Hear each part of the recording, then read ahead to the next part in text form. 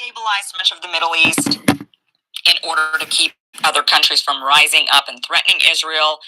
Many people believe that there's too much foreign policy money spent on Israel. So there's a lot of beef about the United States seemingly very brotherly, relationship with Israel, the coziness of that relationship. You've got every politician in Congress pretty much says, I stand with Israel, almost as if Israel is an extension of the United States. So a lot of people have an issue with this.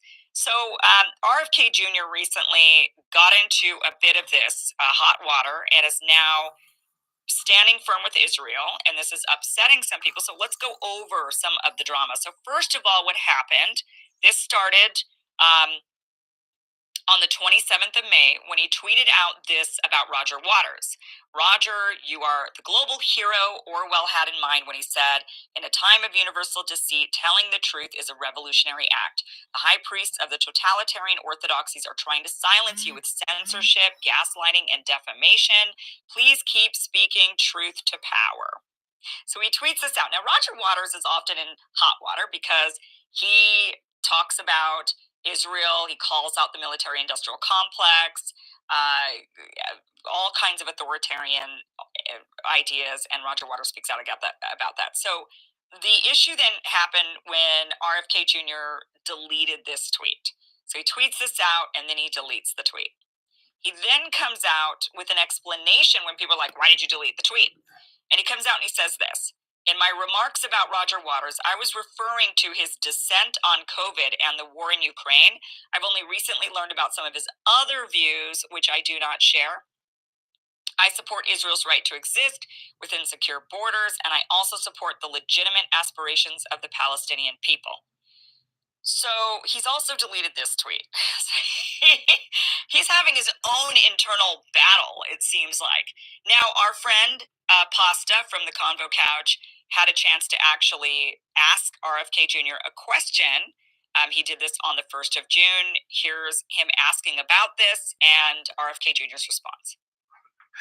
Mr. Kenney, a lot of people are confused about the tweet storm. I call it the tweet heard around the world. A couple of tweets were put up in support of Roger Waters and then taken down. Do you want to give us a little explanation of why they were taken down and also your stance on Israel and Palestine? I tweeted that. I made the tweet applauding Roger Waters' courage in opposing the COVID mandates and the Ukraine war. I was unaware of his position on Israel. And when I learned that, I immediately took it down. My position of Israel is that I support Israel. My family has a long relationship with Israel. I support its right to exist and its right to protect its security. And the Palestinians? And a humane outcome and a recognition ultimately of the aspirations of the Palestinian people is important for everybody. Thank you. Okay, so I'm not sure which order. Do we know when he deleted this other tweet, the second tweet? Was that before Pasta asked him this question or after? I'm not 100% certain which one. So, because his answer in the video is,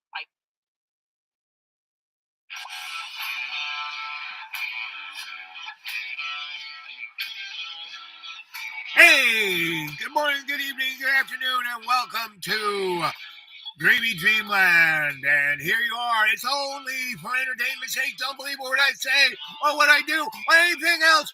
It's all fake news.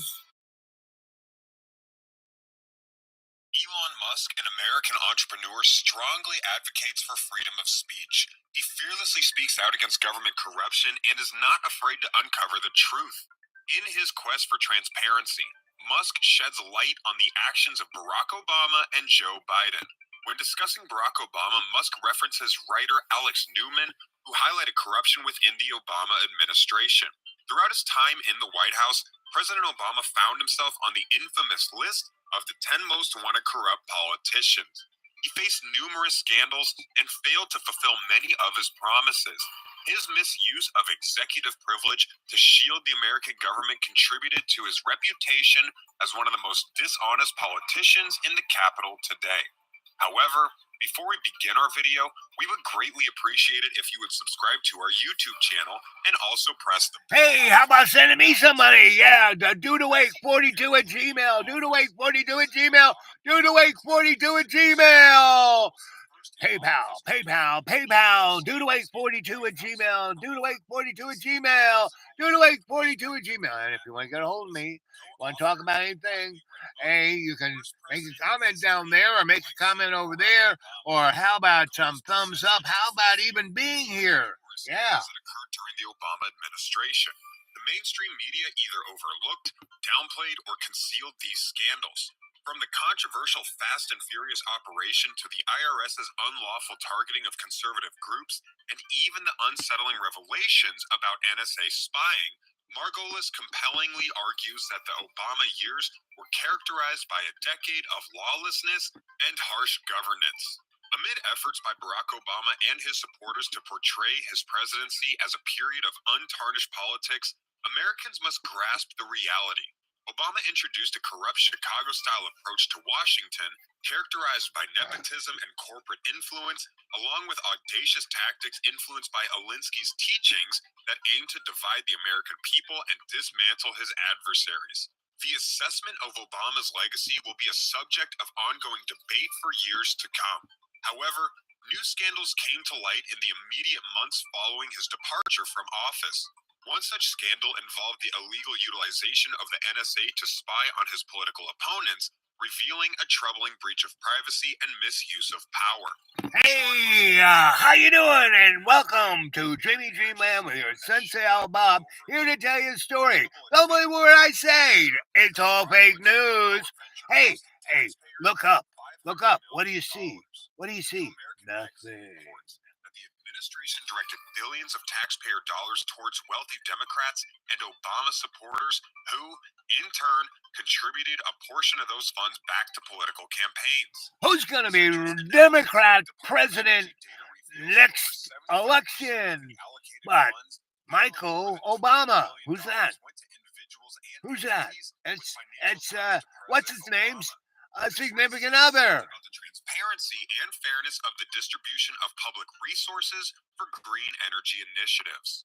Elon highlights that Barack Obama, a beloved figure in America, was not as pristine as initially perceived. Furthermore, concerns also surround the current president, Joe Biden. Democrats persist. Jojo, hey, he's a used car salesman. He gonna be our next president? I don't think so.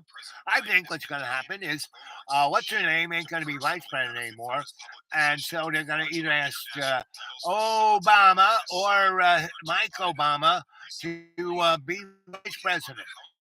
And Jojo will get the carpet. Woo! I mean, he just tripped over a sandbag. Woo! And we'll have the Obamas again. This move sets the stage for upcoming hearings. Accusations against President Biden include deliberate and repeated deception of the American people, misuse of executive power for personal gain, and employing state power to impede investigations, among other concerns. The story surrounding Hunter Biden, the president's 52-year-old lawyer son who attended Yale University, is intricate and differs in many aspects from the narrative put forth by Republicans. However, it still raises apprehension. Following his father's ascension to the vice presidency, Hunter Biden was involved in business dealings with foreign companies earning millions. The disclosure of potential conflicts of interest to government officials provided Republicans with an opportunity to criticize his father's actions. Over several years, investigators scrutinized documents related to Hunter Biden's foreign business dealings and interviewed witnesses. One such area of investigation was his involvement on the board of directors of Burisma, a Ukrainian energy company led by influential individuals, which was facing corruption allegations at the time. Hunter occupied this position while his father served as vice president in the Obama administration, which oversaw policy on Ukraine. Isn't it interesting how they have such big heads? I think they're Richard Craniums. What do you think? Individual with connections on both sides was involved, and he even gifted Hunter Biden a significant diamond. However, it's worth noting that Chinese authorities later detained this Chinese individual. Investigators also seek information regarding the interactions between Hunter Biden's business partners and his father. Elon Musk suggests that the current president of the United States should face impeachment for abusing power by allegedly facilitating bribery and engaging in other serious crimes. Musk believes the government should be held accountable for enabling such misconduct. He cites the Constitution. What do you think's going to happen in the next 60 days? Any comments? Anybody? There's nobody. How about somebody? Well, we got a few minutes. I think, and don't believe what I say, this is just fake news, and I'm just a storyteller. There'll be a couple of red flags. 1, aliens invading. 2, environmental collapse. 3, economic collapse. 4, another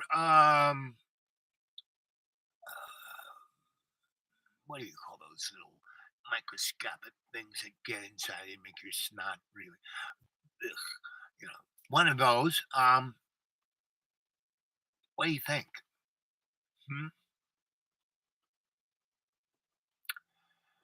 I would say don't worry about it, right? Because by looking at all of this, right, fake news, you aren't being taken away. One of the things that God, what is God? God is unconditional love's co-creation with us. Right? We are God's reflection. And when we disconnect ourselves from that unconditional love, we basically have what we saw for the first 11 minutes of this entertaining piece of YouTube-ness, right? YouTube-ness, that's what I am. I am YouTube-ness. I am no specific category of show. I am YouTube-ness. I am like the collective gestalt, the what's going on is in your Sensei Al Bob. Well, I'm gonna leave you guys and hope all's well with you. I don't like running my thing out on a dead battery, so unless someone's got something to say, I'm gonna say, Mwah.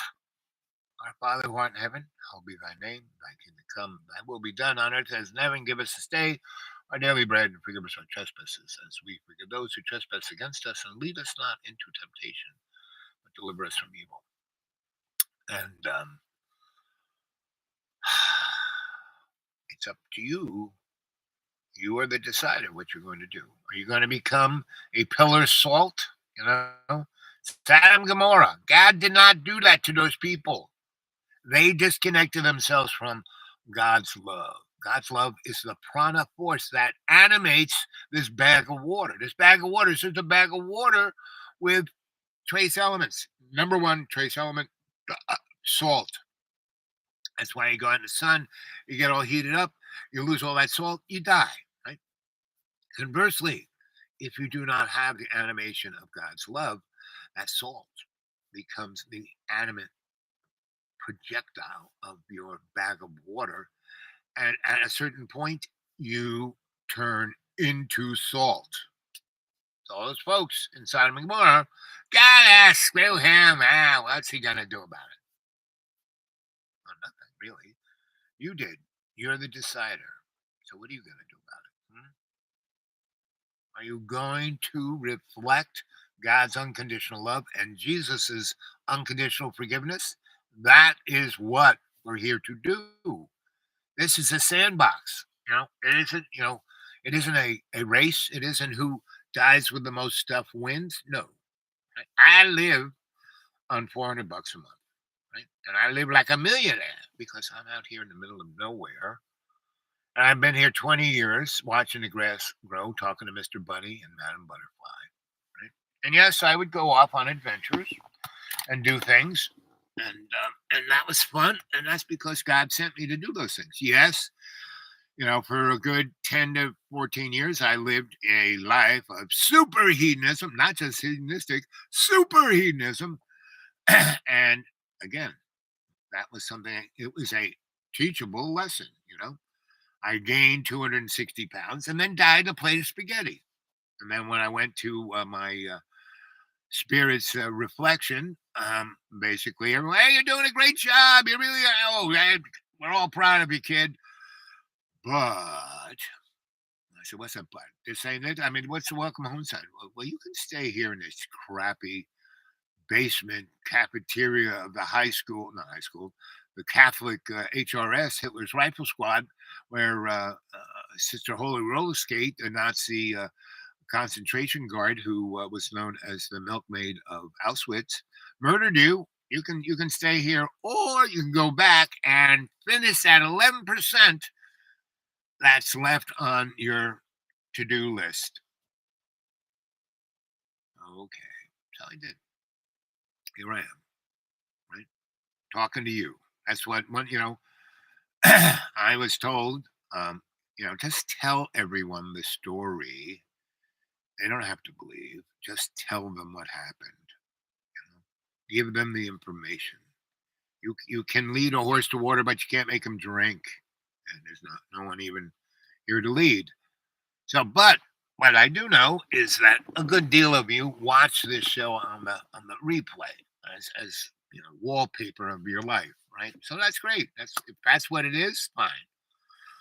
It'd be nice if I had enough units in the old YouTube algorithm to get a larger audience, but that's okay because I do a shamanic ceremony. This whole thing is a shamanic ceremony of God's unconditional love and Jesus' unconditional forgiveness. Conscious intent, unconditional love, I am. Conscious intent, unconditional love, I am. Conscious intent, unconditional love, I am. Conscious intent, unconditional forgiveness, I am. Conscious intent, unconditional forgiveness, I am. Conscious intent, unconditional forgiveness, I am.